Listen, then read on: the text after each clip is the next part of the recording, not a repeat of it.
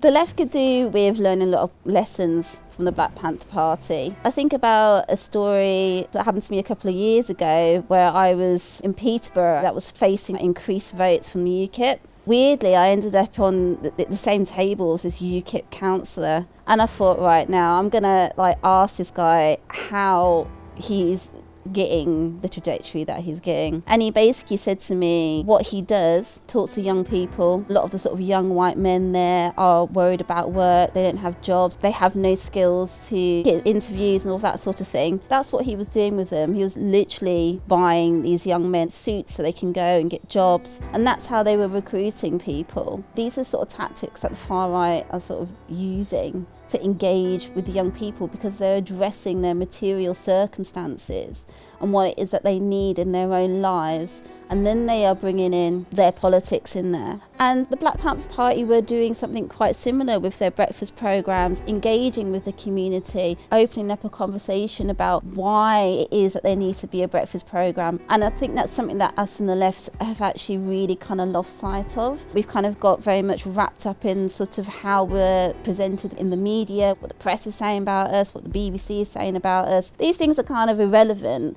What people tend to think about is what they see you doing in their community, not down in Parliament Square or whatever, what they see you doing in their community. I often think about Fred Hampton and the Rainbow Coalition. There's a coalition between the Panther Party, the Patriot Party, and the Young Lords Organization. And this organization expresses solidarity because we recognize this is a class struggle. And we recognize the class we come from, the oppressed people, has no colour. You had the Young Patriots, which were like these white working class people. So you had the Young Lords, who were the Puerto Ricans. He managed to bring all of those groups together by bringing material analysis around class and how that connected the oppressions of those groups together. And that's something that we need to be doing. We're going to have to do more than talk. We're going to have to do more than listen. We're going to even have to do more than learn. We're going to have to start practicing, and that's very hard. We're going to have to start getting out there with the people. And a lot of times we think we're better than the people, but that's an insult and that's criminal. Sometimes we're a bit fearful of working with people that we think are going to be automatically against us. Think about the sort of culture war around the Red Wall, for example. Rather than talking about these sort of areas and people from a distance, some of us maybe need to get off our backsides and actually go into those communities. What do people need help with? Is it potholes down the road? Why don't we go and fill those up for those people? Is it that their community centre is falling down, the local council's not doing anything? Why don't we go in there and raise some money and do something for it? And it's through those kind of relationship building is how you get to win people over. And really brilliant example of that is gays and lesbians who support the miners, making that effort to go and work with the community which you might think it might be really hostile to you, and actually trying to change that relationship because you recognise that there is a shared oppression. And it's not easy and it's uncomfortable and there might be bad things that are going to happen. There's going to be racism, there's going to be homophobia, there's going to be all of that kind of stuff. But as a black queer woman, my entire activist life is essentially working with people that are going to piss me off at some point. They're going to say something racist, they're going to say something sexist, they're going to say something homophobic. I'm having to constantly sort of navigate that, but I'm always focused on what is our job here. Our job as socialists is to try and sort of bring people with us. We're supposed to be here for the working class, and that doesn't just mean us in our little radical circles. It's actually more powerful than just getting on a soapbox and speaking to people that are already going to agree with you. They're going to agree with you, so what? Let's go and try and speak to people that don't agree with us, because that's how we're going to win power in this country. Thinking about sort of reflecting back on the past few years of what's happened to the left, where we lost that election with Corbyn quite disastrously. Yes, it was around how Corbyn was treated in the media, but also we didn't have the foundation in the communities that we thought we had.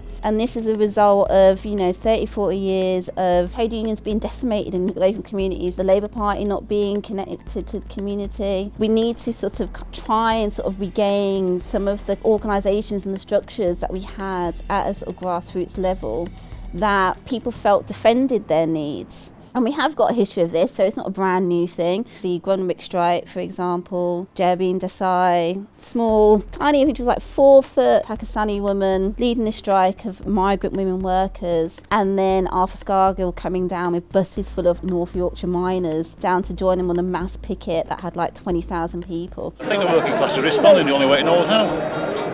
Displaying solidarity. We've always had to fight for the conditions that we've got, and these people are doing the same, and we're here to support them. There is no doubt, I can say that there's a victory is nearer with your support. That's a commonality of struggle which today some people think it's almost impossible to happen, but it has happened. We can do that work. There are those tiny threads that are still left over that we can actually start to build back up again. Let's get serious about going into communities that we feel that maybe should naturally be on our side, but also being less focused on these wins within social media. You know, you might get like 3,000 likes for, you know, a tweet about Keir Starmer or whatever, but that's 3,000 people out of 65 million people, and we want to try and get 65 million people on board. Otherwise, nothing's really going to change. In terms of thinking about how we can sort of challenge more what is being called the culture war, I don't really believe that. I mean, I think this is something that we're being told, and if it's being told again and again and again, that we start to believe it.